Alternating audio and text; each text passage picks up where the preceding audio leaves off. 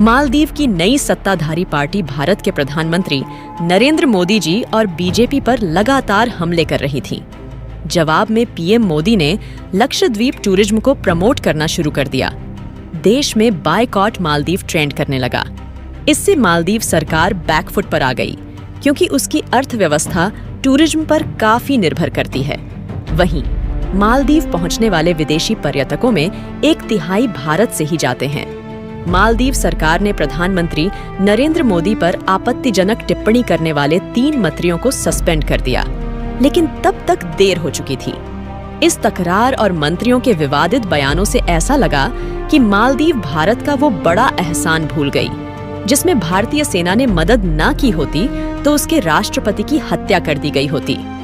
हम बात कर रहे हैं भारतीय सेना के मालदीव में चलाए गए ऑपरेशन कैक्टस की। दरअसल 3 नवंबर 1988 की सुबह भारतीय विदेश मंत्रालय के फोन की घंटी घनघना उठी। सूचना मिली कि मालदीव में बगावत हो गई है। विद्रोही मालदीव में खुलेआम बंदूकें लिए घूम रहे थे। मालदीव के राष्ट्रपति मामून अब्दुल गय्युम कहीं छिप गए थे। उसी दिन गय्युम को भारत आना था, लेकिन उनका दौरा भारत के तत्कालीन प्रधानमंत्री राजीव गांधी के अचानक बने किसी कार्यक्रम के कारण टल गया था। मालदीव में विद्रोही इसी इंतजार में थे कि गय्युम के भारत जाते ही देश में तख्ता पलट कर दिया जाए। इसके लिए श्रीलंका से उग्रवादी संगठन people's liberation organisation on of Tamil Eelam के हथियारबंद उग्रवादी मालदीव पहुंच गए थे। गय्युम का भारत दौरा टल गया तो विद्रोहियों ने तय किया कि तख्ता पलट की साजिश को तय समय पर ही अंजाम दिया जाएगा। श्रीलंका से उग्रवादी संगठन के लड़ाके पर्यटकों के तौर पर मालदीव पहुंचे थे। तख्ता पलट की साजिश श्रीलंका में कारोबार करने वाले मालदीव के अब्दुल्लाह लथूफी ने रची थी।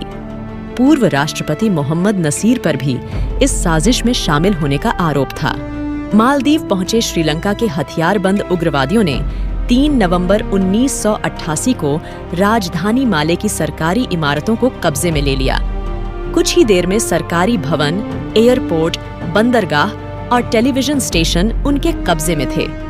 विद्रोही मालदीव के तत्कालीन राष्ट्रपति मामून अब्दुल गय्युम तक पहुंचने की कोशिश कर रहे थे। इसी बीच गय्युम ने कई दूसरे देशों के साथ ही नई दिल्ली को भी आपात संदेश भेजा। उनका भेजा संदेश सीधे तत्कालीन प्रधानमंत्री राजीव गांधी तक पहुंचा। इसके बाद वह तत्काल हरकत में आ गए।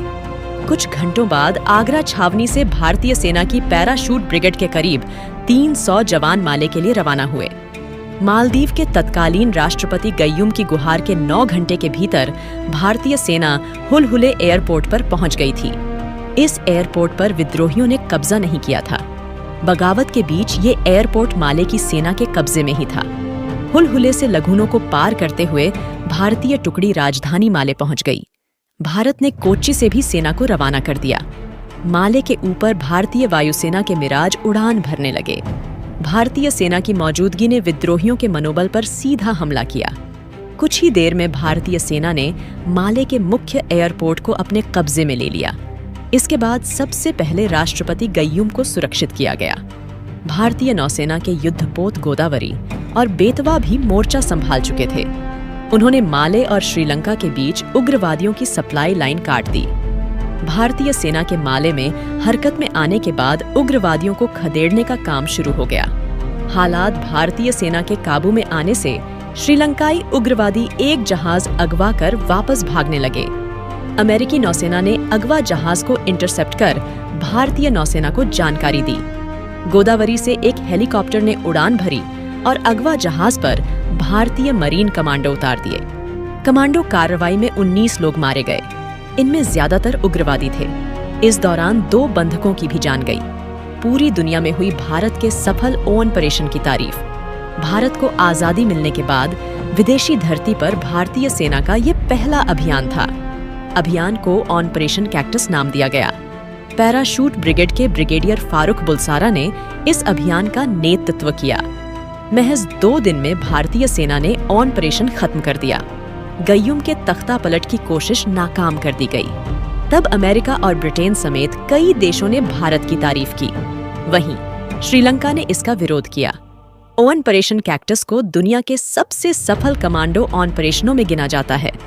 विदेशी धरती पर सिर्फ एक टूरिस्ट मैप के जरिए भारतीय सेना ने यह ऑपरेशन किया गया।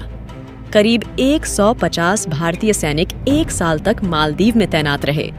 साफ है कि अगर तब भारत ने मालदीव सरकार की मदद ना की होती तो इस देश पर श्रीलंका के उग्रवादी लड़ाकों का कब्जा हो गया होता और आज मालदीव स्वतंत्र देश के बजाय श्रीलंका के अधीन होता। दोस्तों, इसी तरह की इंटरेस्टिंग वीडियोस देखने के लिए हमारे YouTube चैनल ग्लोबल थिंक को सब्सक्राइब जरूर करें और हाँ, बेल बटन को दबाना ना भूलें ताकि आपको आने वाली वीडियो की जानकारी मिल सके। वीडियो देखने के लिए थैंक यू सो मच।